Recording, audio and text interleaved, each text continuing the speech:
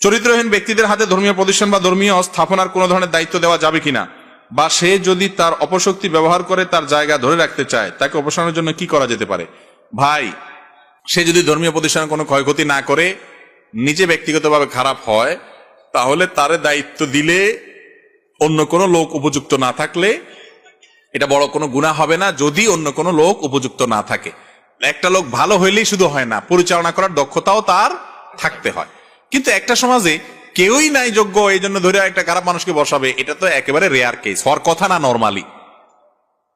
তো মসজিদের এবং দ্বীনী প্রতিষ্ঠানের দায়িত্ব যারা পাবে তাদের সম্পর্কে আল্লাহ বলেছেন, ইন্নামা ইয়ামুরু মাসাজিদাল্লাহি মান আমানা বিল্লাহ ওয়াল ইয়াউমিল আখির ওয়া আকামাস সালাহ ওয়া লাম ইয়াখশা ইল্লাল্লাহ। চারটা গুণ থাকবে: আল্লাহর প্রতি ঈমান আনবে, আখিরাতের প্রতি ঈমান আনবে, নিজে সালাত আদায় করবে, যাকাত দিবে, এবং আল্লাহ ছাড়া কাউকে পরোয়া করবে না, সত্য বলবে।